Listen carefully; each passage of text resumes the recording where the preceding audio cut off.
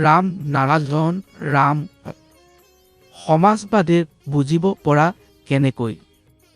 মানুহ প্ৰাণী সকলোৰে সমান অধিকাৰ আছে মানুহে কজল যে তেওঁৰ হাতে সকলো শক্তি আছে সেইটা সৰ্বশ্ৰেষ্ঠ হৈছে এইটো তেওঁৰ চিন্তা আজিকালি মানুহ চন্দ্ৰত পোৱাৰ পৰা আৰম্ভ কৰিছে কিন্তু চৰাইবোৰ জন্মৰ পৰা উৰুৱা জানে এইবোৰ তেওঁৰ প্ৰকৃতিত এক বিশেষত্ব কুকুৰৰ মন্না চোৰক ধৰা অভূতপূৰ্ব ক্ষমতা থাকে সিহঁতে মাত্ৰ গন্ধৰ পৰা চিনাক্ত কৰিব পাৰে যে সন্মুখৰ মানুহ চোৰনে নহজ ভগৱানে সকলোকে কিছুমান বিশেষ গুণ আৰু সমানতা দিছে প্ৰত্যেকজনৰ নিজৰ কাম কৰাৰ ক্ষমতা দি দিয়া হৈছে যদি আমি মৌখিকতা পাতো তেন্তে সিহঁতৰো এক তীব্ৰ গন্ধ চিনাক্ত কৰাৰ শক্তি থাকে সৃষ্টিজৰে সকলো প্ৰাণীকে বেলেগ বেলেগ বিশেষত্ব দিছে শ্ৰী বালা ব্ৰহ্মচাৰীজীয়ে সকলোকে সমান বুলি উল্লেখ কৰিছে আৰু এইটো কৈছে যে সকলোৰে সমান শক্তি আছে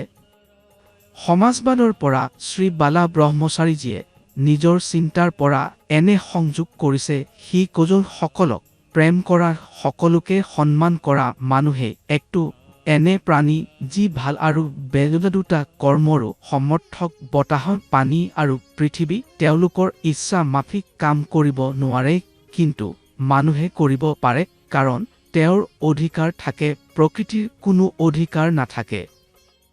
মানুহে প্ৰথমে চিন্তা কৰে পিছত কৰ্ম কৰে তেওঁৰ ভিতৰত দুটা প্ৰকাৰৰ চিন্তা আহে একটো নিজৰ চিন্তা আৰু আনটো ওপৰৰ পৰা আহে এই দুটা চিন্তাৰ মাজত বিবেক আহে যিজনে জনাই দিজনে কি কৰা উচিত আৰু কি নহজ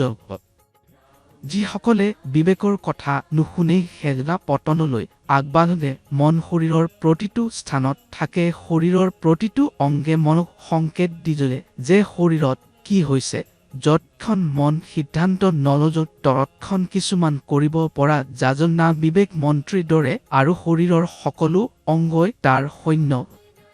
বেদ আকাশৰ দৰে যি একো আকাশত আছে যি একো প্ৰকৃতিৰ ভিতৰত আছে সেজনা সকলো আমাৰ ভিতৰতো আছে যি শিশু জন্ম লোৱাৰ লগে লগে মৰিচ বা নিমৰ স্বাদ চাকে সি তাতৰ পৰা তীৰ্থতা বা কদবাহত অনুভৱ কৰি ৰলে সেজনা প্ৰমাণ কৰে যে মানুহ জন্মৰ পৰা বুজা থকা